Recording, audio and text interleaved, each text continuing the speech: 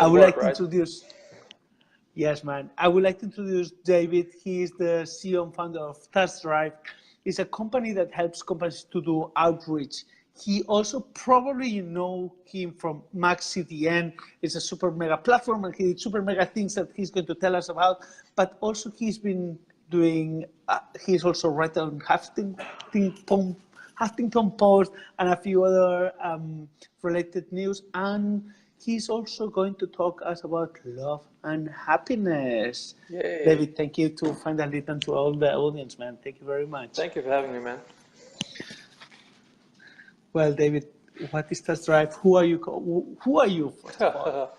Well, my name is David Henzel. I'm an entrepreneur originally from Germany. I had a variety of businesses in Germany, but my big dream was always to go to the United States and have a business there. I had an e-commerce business in Germany that I sold, which gave me the money to get my investor visa to move to the States. And there I co-founded a company called MaxCDN, as you just mentioned, which was a content delivery network. And we founded this in 2009, and this went really well. We had a very successful exit 3 years ago, and 2 years ago I moved back to Turkey.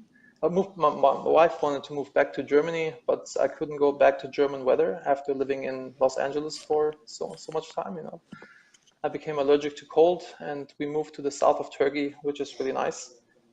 And I originally planned on just chilling a little bit here and not doing much, but I got really, really bored. So I got back into business. Good to see you too, Dave. It's been a while. It's not working any longer. At least it's kind of like your hobby, giving value, feeling like, you know, the sense of that we're doing something valuable for society. Yeah, actually, I had a very life-changing moment when my wife was diagnosed with breast cancer. This was like a huge wake-up moment for me. Sorry, man. She's doing good, knock on wood. But good. This, you know, I kind of envisioned myself laying on my deathbed, looking back at my life, thinking, did I really do what I was supposed to do? Did I have the impact that I wanted to have? This was also part of the reason why, you know, why we decided to sell MaxCDN. And I initially started a podcast and an online course called Managing Happiness, where I teach people how to apply business principles to family life. Which my wife and I figured out along the ways of, you know, she being married to an entrepreneur, which is not always easy, right? Because, you know, always work crazy hours. But applying these business principles to family life worked really, really well for us. So hence we did the course.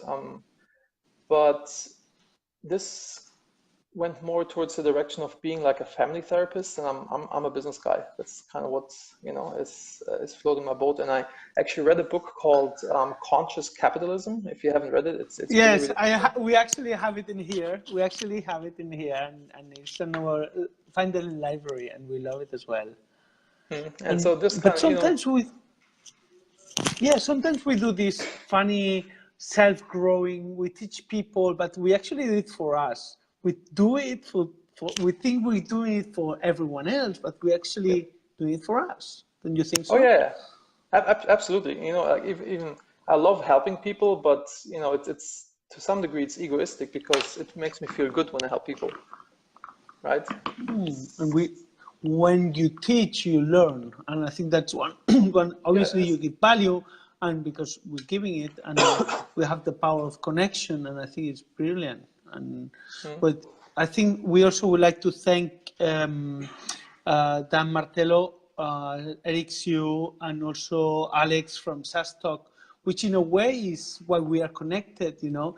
And that we met in SaaS Talk first time, and obviously then later we knew you're a friend of Eric Siu, and you know, it's like, it's funny how beautiful is life, and we have so many connections that we find out, like, your values are sending emails with love, we talk with your company, we're actually collaborating, and that's why it's come up, this partnerships, like, wow, you know, it's beautiful. Let's share what David has been doing in TaskDrive, how you do outreach, how do you help companies to do outreach, why do you have values, why a company should have values, and if you can share with me what you're doing at TaskDrive and how you do outreach and why people should do outreach at all. And, okay, sure. Yeah, that you just brought up 20 topics, so we have to, it's going to be a 3-hour thing, so we have to cut it down a little bit, I guess. Going back to conscious capitalism, this kind of gave me the idea that having a business or running a business is the best way to have a positive impact in people's lives. When you treat your employees well, you treat your customers well, you do something that's good for the environment or whatever, right? So a business is a really good vehicle to do good if you're just not only focusing on, the old style of doing business. We have to increase shareholders' value. We basically have to make the owners of the business rich.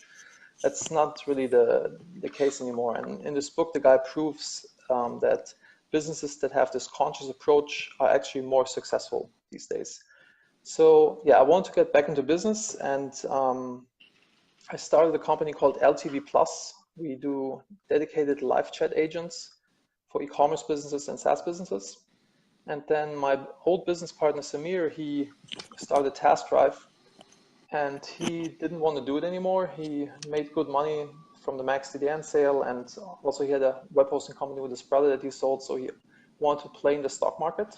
And so he wanted to get rid of the business, and I was looking for something else to do. And since live chat agents and what we do at TaskDrive is very similar, it's like talent as a service business, so we have the same process of hiring people and making them work for our customers. So it was a good opportunity to buy the business. That's why I got back in.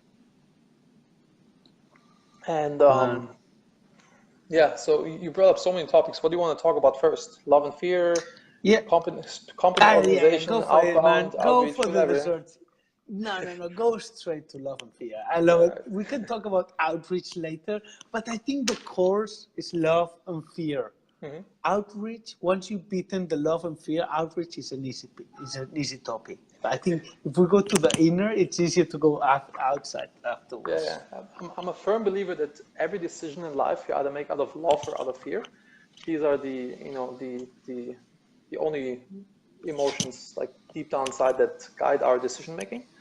And if you make decisions out of love, you're on the right path. If you make them out of fear, you're on the wrong path. And kind of bringing this back into the business world, even though this sounds so hippie and not businessy at all, but I'm a firm believer that if you actually, as you already, your tagline is send emails with love. If I'm selling out of love, I'm selling you something because I want to provide you value, right? I want to help you ease a pain point. I want to make your life better. And then I'm selling out of love. If I'm selling out of fear, I'm selling because I have to hit my numbers. I want to make that money. Like if this is your driving force, then it's selling also becomes much harder. Especially for me, I used to be very introverted, and I used to, I would have never gone on a Facebook Live or public speaking, etc. I would have just like never done this because I was always, acting out of fear. Right? Because I thought when I was public speaking, do people think I'm an idiot? Do people think what I'm saying is, bullshit or whatever, right? Do they think I have a weird German accent? But then if I'm in this state, then I can't really give a good presentation. But if I'm in a state acting out of love, then I want to help the audience to improve their life, improve their business, and then all of a sudden it becomes very easy. Same if I want to sell you something. If I can be really pushy to force this product that I have because I know it's a good product and I know it's going to help you, then it can be pushy. Otherwise, I would have never been pushy because I thought, it's just not right. So, and this love and fear thing, I think, goes into a lot of other areas in business and in life. One example, another business example, we started sending out a internal newsletter at Max CDN. We grew very fast, and the departments didn't know, the communication was bad, so we needed some other method of. How many people was it in the end? In the end, we were like 100 people, and this communication problem started around 30 or so, 25 maybe. So I asked my assistant to go to all the department heads and ask them for an update, basically, what have they done this week, what are they going to do, etc., and then share this in an email to the entire staff. And every time when she brought this to me, I had to make a bunch of corrections. It was not really good what she came up with. So I sat it down. It's like, hey, you're doing this out of fear and not out of love. And she looked at me like, what the heck do you want from me? And I explained that if she would do this out of love, then she would go to each department and really figure out what they, have to say and what they want to communicate, even though she's not super technical. And also you'd even understand what our CTO has to say. And then write this newsletter in a way that everybody gets real benefit from it. Right, and if this is your motivation, then you actually produce good work. But if your motivation is fear, the only reason why you're doing it is because I said it had to get shipped at 4 p.m. on a Monday. Then you can't really deliver good work. So yeah, love and fear, man. I love it, and sometimes we have the same thing here at Finally. It's like, are we doing it of fear of we need to make more money, or are we doing it of love, like, fuck it, let's do it, we love it? Then it's two different answers. I mean, and sometimes if you do things, obviously the best hacks that we've done is done with love because we want to do it for fun, no any money relation. Even the money could be love as well, but there's no like, oh, let's see the results. It's like, fuck, we love you. The same for like this Facebook Live. There's no any, because we love doing it. If not, I love talking to, I choose people like you, like there's something connection. If not, there's no real issue. The same for outreach.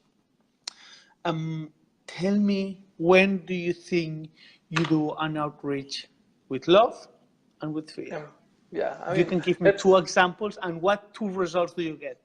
I mean, if you do it out of fear, then you probably just like mass blast everybody, and are pushy to like, hey, just buy my stuff, which doesn't really work. But if you do it with love, if you just mass blast people, I think that's spamming, right? But if you do your research and you really find out the people that fit your ideal customer profile and these people that they can really make use of your product, then it's actually you're acting out of love because you want to help them, right? You want to improve their lives, right? And also, if you outreach does not really, back in the days you could just like send an email, hey, buy my stuff, and it worked. But in these days you have to play the long game. You have to build a relationship with people, and email is just like, or social side, first step in terms of building a relationship with the other person, right? So it's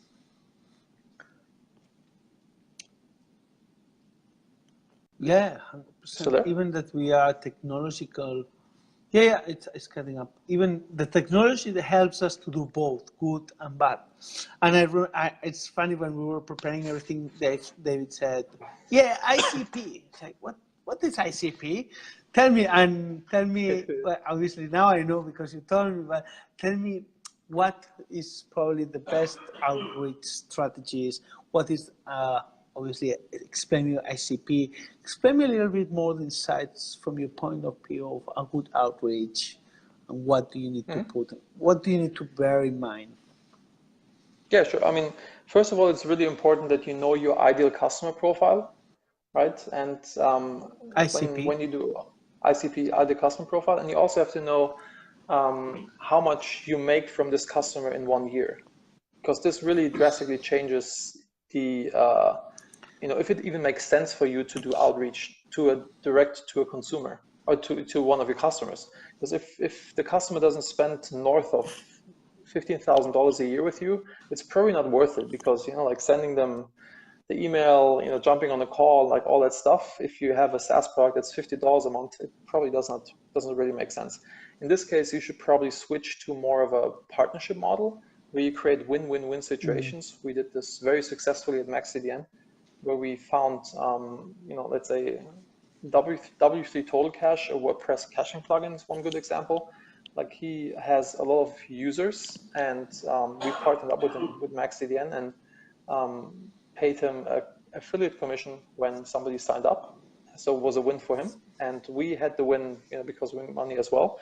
And his audience had the win because the integration with MaxCDN was much easier to do, right? So yeah, you have to really figure out who is the right customer for you. Who's a customer that will stay with you, that will ideally have positive churn, right? So they basically buy more from you in the future. So, you know, you have to really consider this once you do the outreach, because otherwise it's, you know, it does not really work for outreach. It's not for everybody, right? David, I think you called something very important that a lot of people, including myself, like, what's the lifetime value of my customer? Probably I have some guys that's like $80, $60 a year, probably. It's nice that it's one of the things is lifetime value, guys. If it's less than 15,000, probably not worth to waste much time on it. But I think the second option that you gave is the partnership, but partnership of finding, in my case, has worked very well with AppSumo, that has helped us really to grow. How many AppSumos or similar parallel companies? What would you think a good affiliate rate when you talk to a partnership, a big one, it will work? I know for us it was very expensive with AppSumo. It worked very well. But what do you think, and if you have any ideas for partnership? I mean, it really depends on, you know, how much your product costs and how much margin you have in the product. You know, if you're a software product, you have a very high margin. With us, we're a people business. We have to employ people who do the work, so the margin is much less. So it always depends. And it has to be attractive for your partner, you know, that they're actually willing to recommend you, because, you know, it's also their reputation that's on the line. If you provide a shitty service, you know, then they're also suffering. So I guess like 10% per month is minimum. Something. Yeah, minimum. No, it doesn't have to be. In certain industries, it's very high. For example, in the shared hosting space, the commissions are very, very high, because then they upsell the customer on the back end. You know, it's not just like the $4.95 web hosting, but they sell them additional services. So it always really depends how the answer is always depends. Let's say I'm a company that I spend more obviously than 15,000 a year on outreach. I would contact TaskDrive to do my outreach? Okay, I mean, we mainly, or our ICP is companies that are in the B2B space that sell obviously more than $15,000 or $25,000 annual spent for the customers.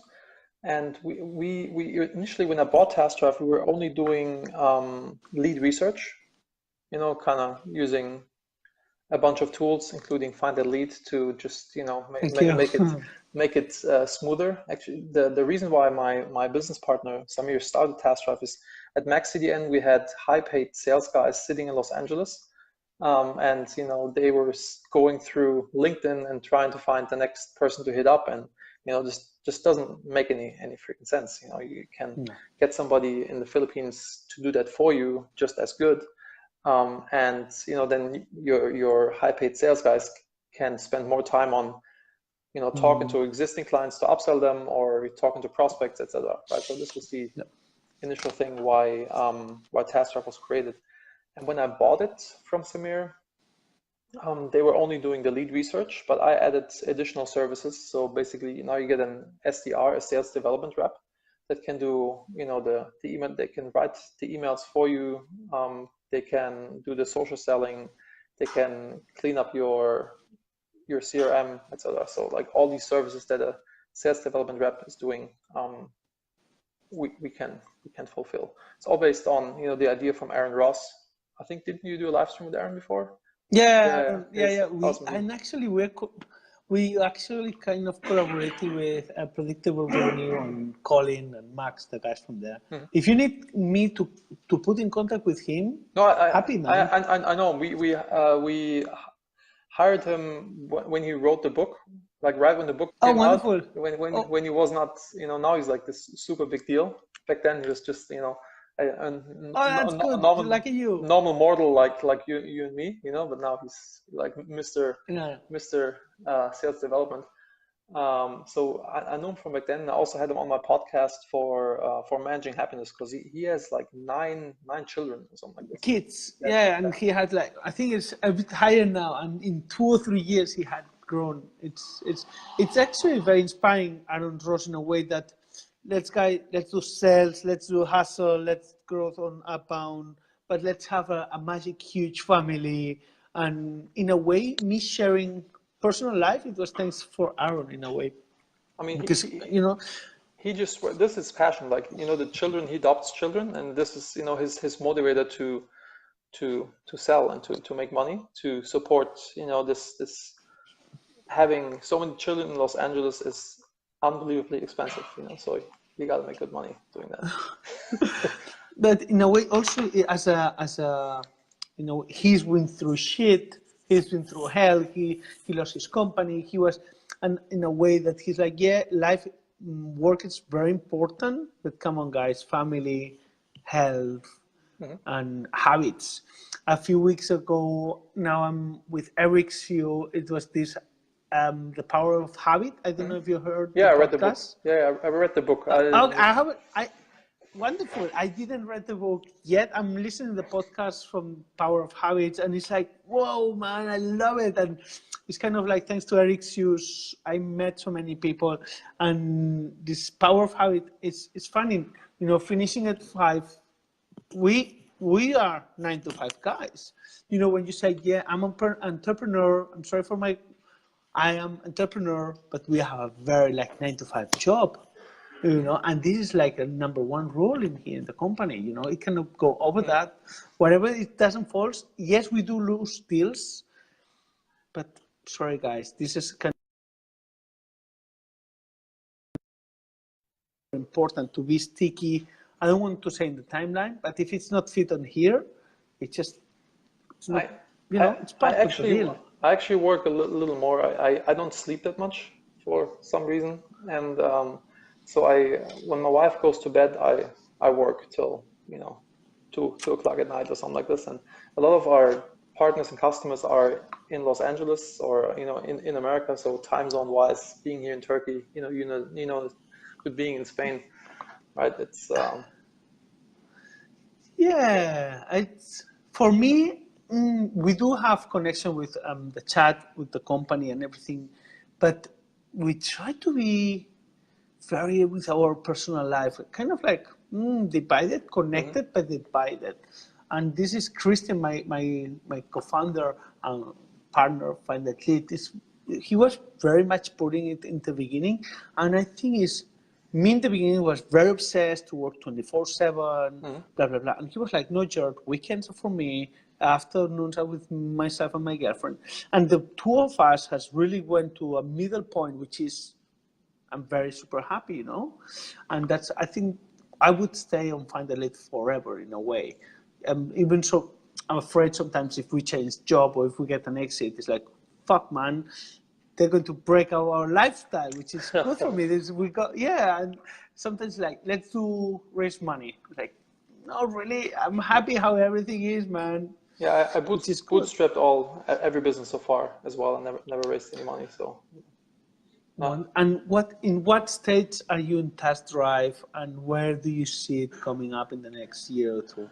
Well, I have a pretty crazy vision for this, and people will probably think I'm crazy, but that's just what I'm thinking. I want to create 10,000 jobs. I want to have 10,000 people working for us. It's a pretty big number, but I'm passionate about helping people to. The SDR role is an entry-level role in sales. And like learning sales skills is something super valuable. A lot of CEOs start in sales, and a lot of successful people start in sales.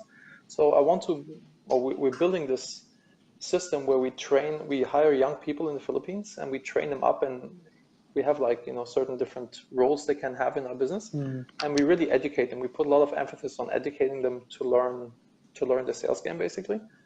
And then they can move on, do something else, or they can stay with us, which is both cool. Our number one core value in the business is people first, so we want to provide a good service for people.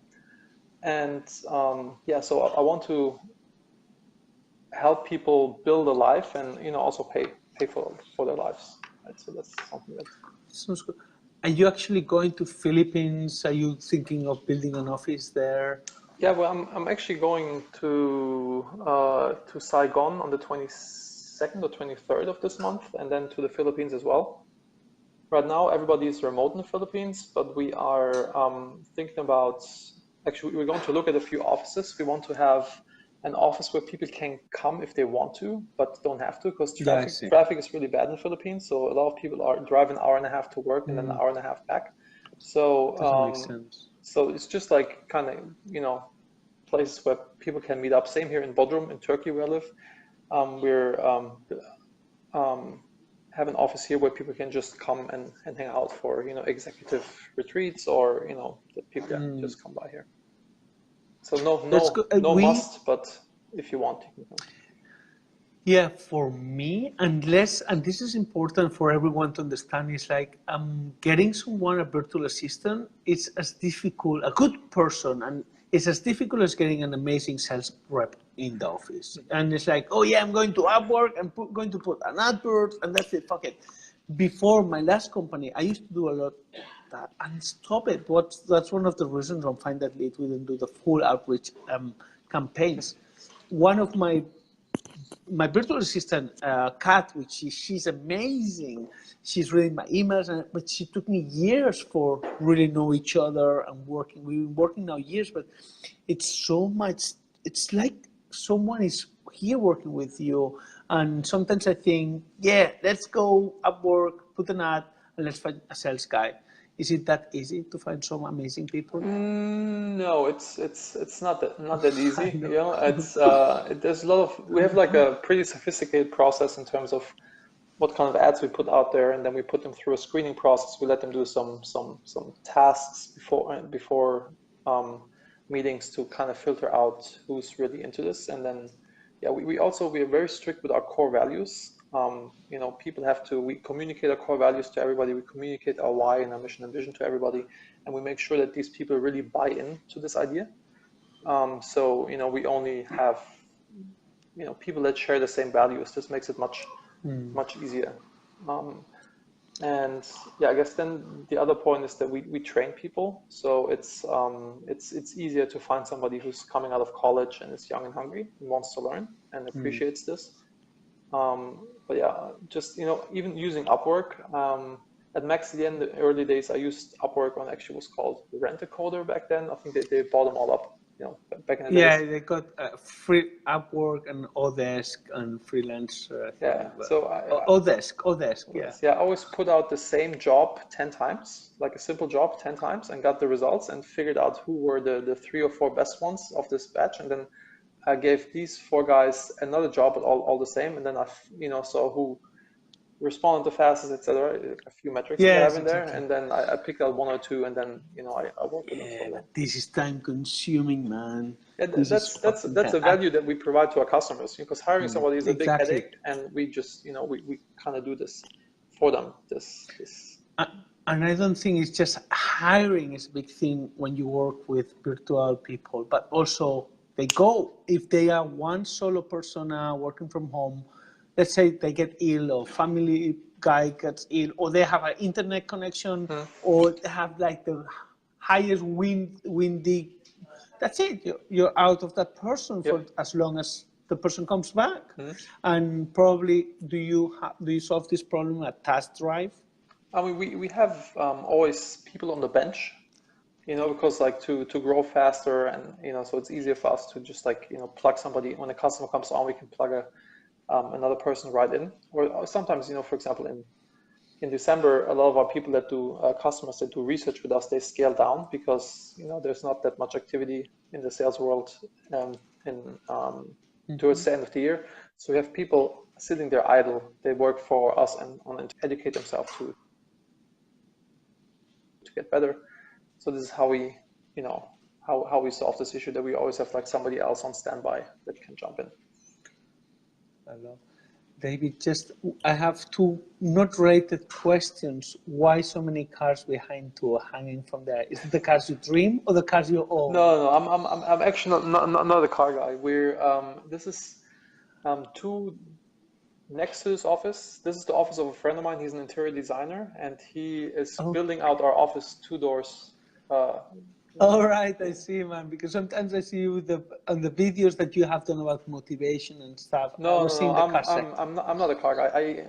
I'm vegan, I don't drink, and I don't like cars. So I was kicked out of Germany for not living up to German values. And they said, hippie, okay. Hippie, go to Southern California, you know, so where you belong. That's, you know, also that's sometimes. Also living in Los Angeles, you really start hating cars. Like I prefer to just take an Uber everywhere because it's just acid. Yeah. A motorbike here in Barcelona, and obviously we hope one day you come to visit us here in Barcelona, which I think is I was just there, but what? Yeah, like what? When? 4 months ago, I went on a cruise with one of my best friends. Syed, you know Optin Monster? You know Syed Baki, Optin Monster, WP Beginner, WP Forums. Anyhow, yeah, we hung out in Barcelona for a few days, and then we went on a cruise. Okay, well, if you come back again, just please tell us and come to visit us. Yeah, sure. David, I was just to finish up and wrap up, which I think is a beautiful talk, guys, and thank you very much for some of you who's been staying all the way. Recommend me a book that really changed your life. I always ask people, also when I hire them, like, what are the 3 books that had the biggest impact in your life? Because I want to, and also what's the last book that you read? Because I want to see that people are continuously growing. You know, if they're in this growth mindset, then they're the right people to work with. I think in terms of business, the book that had the biggest impact on me in terms of business structure is Traction, Get a Grip on Your Business.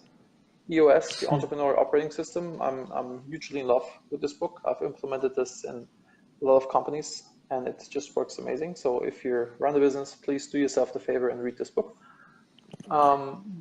Then personally, The 4 Agreements was a book that had a giant impact on me. Then all the Napoleon Hill books, like Think and Grow Rich. Yeah. And did you read Outwitting the Devil? From Napoleon? Mm-hmm. No. No, I read obviously How to Go Rich, and also the other one where it goes against depression and all that. Stand Up and Deliver, was it? Sell Your Way Through Life. Oh man, it's a mix with Dale Carnegie's and Napoleon Hill. I got a mix up with those two. Yeah. How to Win Friends and Influence People is also like a really amazing book. Yeah, that's one as well. I did all of them on audiobooks, and I'm not a reader guy. I'm an audiobook guy. Audible. I have I think like 300-400 books that I already listened to on Audible. Yeah, I'm a huge Audible nerd. I'll show you my list. Do you use? Yeah, one question. Do you use Audible best than?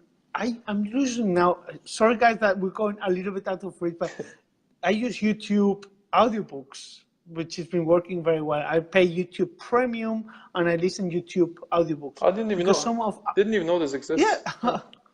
No. Okay. What do you use for audiobooks? I use Audible. Audible, yeah. Okay. It didn't work for me, but I'm just going to try it again, man. I don't know why. Yeah. Okay. But it's good. All right. Traction, 4 Agreements, and Napoleon Hill books. All right, David, man, I really enjoyed this talk, and I think we should hang up again soon. Everything will be transcribed, and everything will be in the blog. We will share you again.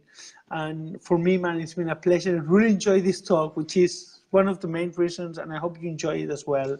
And anyone who please wants to do outreach, and if you think your company is ready, contact David at TaskDrive.com and just get him to do your outreach for you, man. Don't be silly and don't do outreach. David, if there's anything else you can do for anything, thank you very much for being here, man. And hopefully to see you soon again. And before you reach those 10,000, get back to us and tell us a few growth hacking tips, all right? All right. Thanks for having me. All right, man. Thank you very much. Best wishes. See you later. Bye-bye. Thank you.